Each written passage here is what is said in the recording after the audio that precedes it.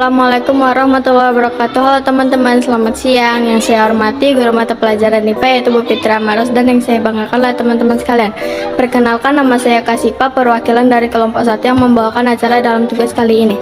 Adapun anggota selain saya ialah Kesya, Mawadah, Yulianti, Amel, Aina, Jihan, Aulia, Sapira, dan Hijrani. Pada kesempatan kali ini kami akan membahas tentang mekanisme pendengaran.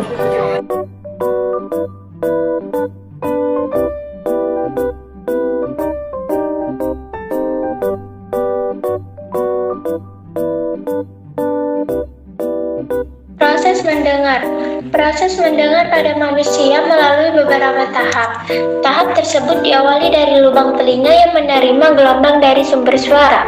Gelombang suara yang masuk ke dalam lubang telinga akan menggetarkan gendang telinga, yang disebut membran timpani. Getaran membran timpani ditransmisikan melintasi telinga tengah melalui 3 tulang kecil, yang terdiri atas tulang martil, landasan, dan sanggurdi. Telinga tengah dihubungkan ke faring oleh tabung eustachius. Getaran dari lubang sanggurdi ditransmisikan ke telinga dalam melalui membran jendela oval koklea. Koklea merupakan suatu tabung yang bergulung seperti rumah siput.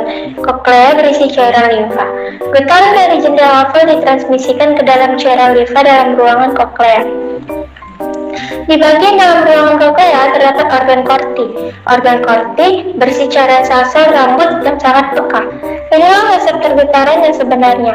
Sel-sel rambut ini akan bergerak ketika ada getaran di dalam koklea, sehingga menstimulasi getaran yang diteruskan oleh saraf auditori ke otak.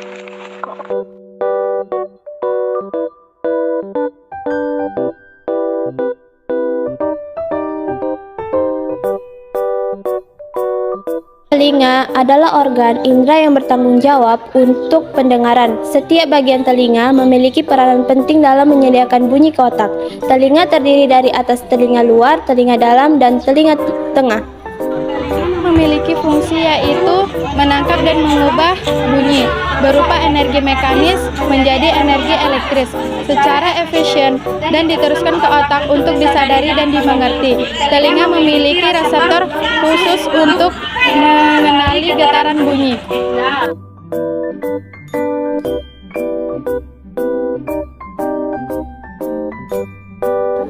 Bagian luar telinga, yang pertama daun telinga yang berfungsi untuk menyalurkan gelombang suara ke saluran telinga.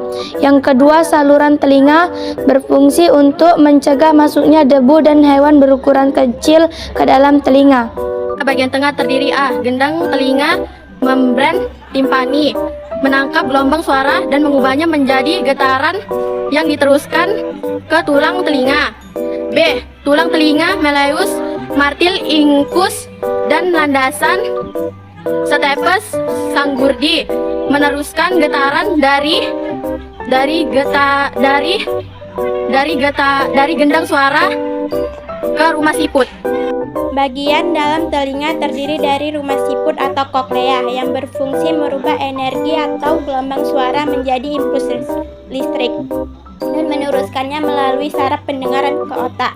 Selain itu, di dalam otak terdiri dari organ kanalis semisirkularis yang berfungsi sebagai organ keseimbangan.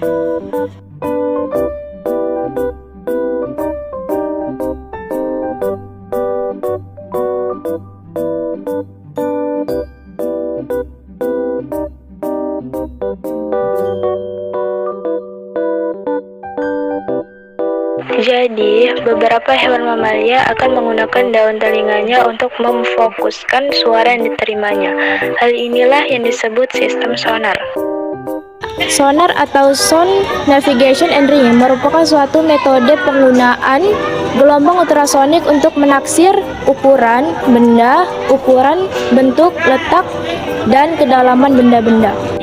Kelelawar. Tahukah kamu kelelawar? Kelelawar dapat mengeluarkan dan menerima gelombang ultrasonik dengan frekuensi di atas 20.000 Hz pada saat dia terbang.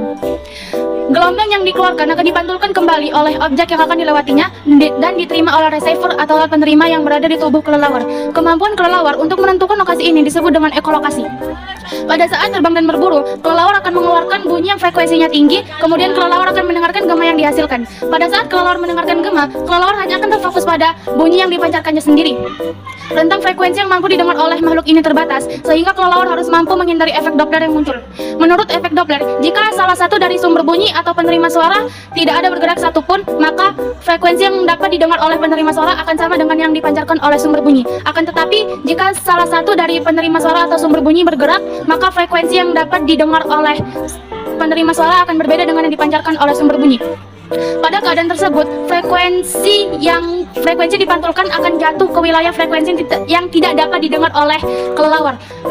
Agar dapat menghindari efek Doppler, kelelawar harus menyesuaikan bunyi yang dipancarkannya. Misalnya, kelelawar mengeluarkan bunyi yang frekuensinya tinggi untuk mendeteksi lalat yang bergerak menjauh sehingga pantulannya tidak hilang. 2. Lumba-lumba. Pernahkah kamu melihat lumba-lumba? Di manakah kamu pernah melihatnya? Habitat asal lumba-lumba adalah di lautan. Lumba-lumba dapat dilihat dari permukaan air. Namun, sebagian besar waktu mereka di kedalaman lautan yang cukup gelap. Sekalipun hidup di kedalaman lautan, lumba-lumba mempunyai sistem yang memungkinkan untuk berkomunikasi dan menerima rangsangan, yaitu sistem sonar. Sama seperti pada kelelawar, sistem ini berguna untuk mengendarai benda-benda di lautan, mencari makan, dan berkomunikasi. Tapi, apakah teman-teman tahu bagaimana cara kerja sistem sonar pada lumba-lumba? Lumba-lumba bernapas melalui lubang yang ada di atas kepalanya. Di bawah lubang ini terdapat kantung-kantung kecil yang berisikan udara. Agar dapat menghasilkan suara berfrekuensi tinggi, lumba-lumba mengalirkan udara pada kantung-kantung ini. Selain itu, kantung udara ini juga berperan sebagai alat pemfokus bunyi. Kemudian, bunyi akan dipancarkan ke segala arah secara terputus-putus. Gelombang bunyi lumba-lumba akan dipantulkan kembali apabila membentur suatu benda. Pantulan gelombang bunyi tersebut akan ditangkap di bagian rahang bawahnya yang disebut jendela akustik. Dari bagian tersebut, informasi bunyi akan diteruskan ke telinga bagian tengah dan akhirnya ke otak untuk diterjemahkan. Dengan cara tersebut, lumba-lumba dapat mengetahui ukuran, lokasi, dan pergerakan mangsanya. Lumba-lumba juga mampu saling berkirim pesan walaupun terpisahkan oleh jarak lebih dari 220 km. Lumba-lumba juga berkomunikasi untuk menemukan pasangan dan saling mengingatkan akan bahaya.